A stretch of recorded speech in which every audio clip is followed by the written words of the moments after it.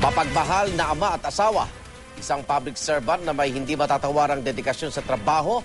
Ganito po inilarawan ni Atty. Leni Robredo ang kanyang yumaong kabiyak na si Secretary Jessie Robredo sa kanyang pagharap sa media. At kasabay nito, hiniling din ni Ginang Robredo sa Malacanang na mahigpit na bantayan ang kanilang bahay sa Maynila dahil ilang mahalagang dokumento raw ang naroon.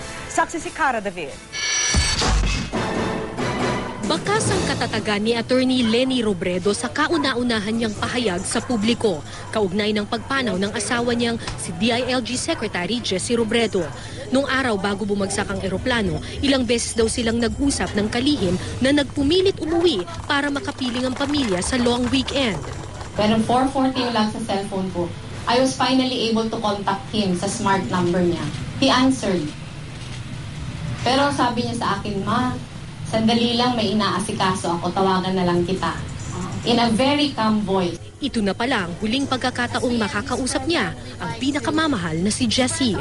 Ilang minuto matapos ang palitan ng mensahe, nalaman ni Leni na bumagsak na ang eroplano sa Masbate. Makalipas ang isang araw ng paghahanap sa katawan ni Robredo, tanggap na ni Leni na kinuha na ng Panginoon ang kanyang kabiyak. Everyone was hoping that he would be okay. Pero ako, after the first night, I knew that he was gone. Si Jess, all through his life, parati niya sinasabi na kung anong nakatakda, yun yung mangyayari. When the accident happened, maluwag sa kalooban kong tanggapin na yun yung nakatakda para sa kanya. Para sa pamilya, maaalala raw nila si Robredo bilang isang simpleng tao, ama at asawang mapagmahal sa pamilya. Yung power has its way of getting into you. Parang sinasabi niya na every time he comes home, he wants to feel like a regular dad, a regular husband. Pero para sa marami, kilala siyang tagapaglingkod na nagmamahal sa kanyang bayan. Kaya raw hindi naging issue sa kalihim ang hindi pa rin pagko-confirm sa kanya ng Commission on Appointments. Hindi naman yun ganun ka-importante for him. I think yung mas importante sa kanya na nagawa niya yung kanyang trabahong mahusay. Nagpasalamat si Leni sa alok na ilibing si Robredo sa libingan ng mga bayani. Pero mas gugustuhin raw ng pamilya na ilibing si Robredo sa Naga kung saan daw pinakamasaya si Robredo. Naga has always been his home. He always tells me this is his happy place. Kaya palagay ko we will be doing him a great disservice pag hindi siya dito nilibing. Kaya naman di katakataka ang buhos ng pagmamahal ng mga taga-Naga mula sa daan-daang estudyanteng dumagsa hanggang sa dami ng mga nagpapadala ng bulaklak.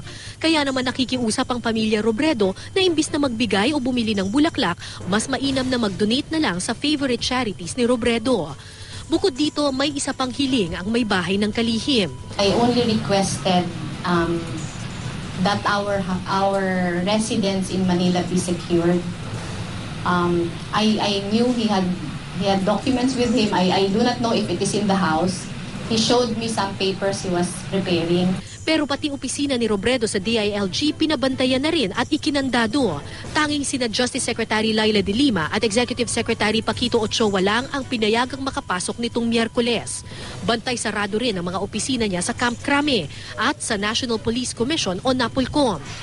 May ilan-ilan talagang mga iniimbestigahan si Secretary Jess. Officials of the government? We would assume, we can assume na sa gobyerno, yung iba discrete investigation, yung iba official investigation. Sa gitna ng patuloy na investigasyon sa pagbagsak ng eroplanong sinakyan ng kalihim, ipinagtanggol ni Ginang Robredo ang mga bumabatikos sa nakaligtas na aide na si June Abrasado.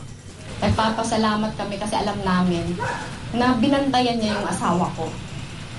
Ano po yun may mga nababasa ako against him, pero who is ever prepared for a plane crash? Kanina, naging detalyado at metikuloso ang ensayo para sa burol ni Robredo sa Malacanang simula bukas.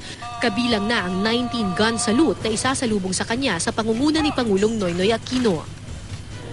Sa Kalayaan Hall sa loob ng palasyo ibuburol si Robredo pero bubuksan lang ito sa publiko alas 7 hanggang alas 11 ng gabi sa Biyernes at alas 8 ng umaga hanggang alas 5 ng hapon ng Sabado.